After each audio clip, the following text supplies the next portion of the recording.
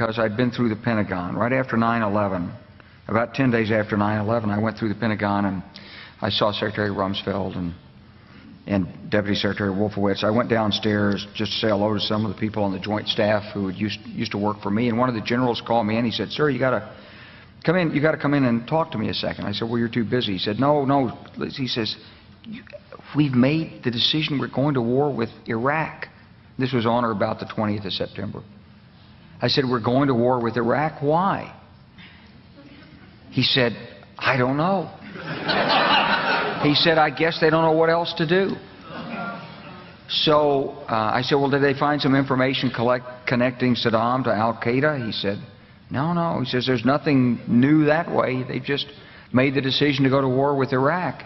He said, "I guess it's like we don't know what to do about terrorists, but we've got a good military and we can take down governments." And he said, "I guess if the only tool you have is a hammer, every problem has to look like a nail." So I came back to see him a few weeks later, and by that time we were bombing in Afghanistan. I said, "Are we still going to war with Iraq?" And he said, "Oh, it's worse than that." He said, he reached over on his desk, he picked up a piece of paper, and he said, I just got this down from upstairs," meaning the Secretary of Defense's office today, and he said, "This is a memo that describes how we're going to take out 7 countries in 5 years, starting with Iraq and then Syria, Lebanon, Libya, Somalia, Sudan, and finishing off Iran."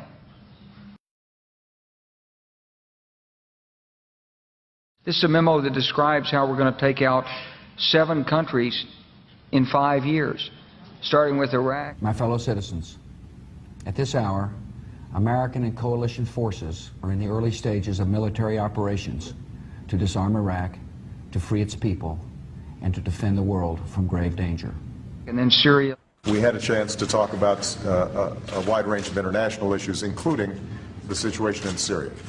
And I have to say that all of us who've been seeing the terrible pictures coming out of Syria and Homs recently recognize it is absolutely imperative for the international community to rally and send a clear message to President Assad that it is time for a transition, it is time for that regime to move on, and it is time to stop the killing of Syrian citizens by their own government. Lebanon. They both had different reasons, the State Department and the White House, for wanting Israel to do it, encouraging them to do it, supporting them. Our Air Force worked very closely with the Israeli Air Force for months before this, not necessarily with a deadline, knowing when it would happen. It was always going to be whenever there was an incident, they would take advantage of an incident.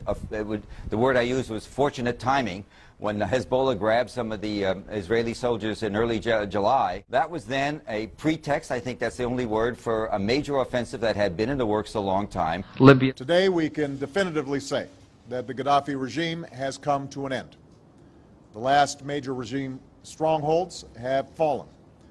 The new government is consolidating the control over the country, and one of the world's longest-serving dictators is no more. Somalia. Well, violence isn't only on the rise in Afghanistan. In fact, it looks like America's shadow wars have now increased by 1. Drone strikes have long been reported in Pakistan and Yemen, but now there's news that a week ago, a U.S. drone aircraft fired on 2 leaders of the Somalian organization Al-Shabaab. Sudan.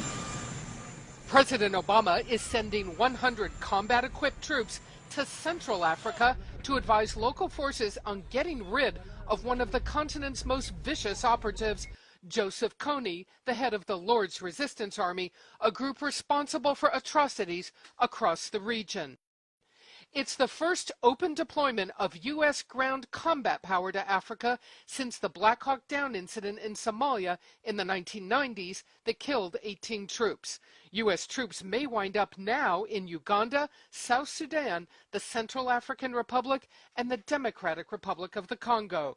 It's part of a growing military effort to engage in Africa. Finishing off Iran.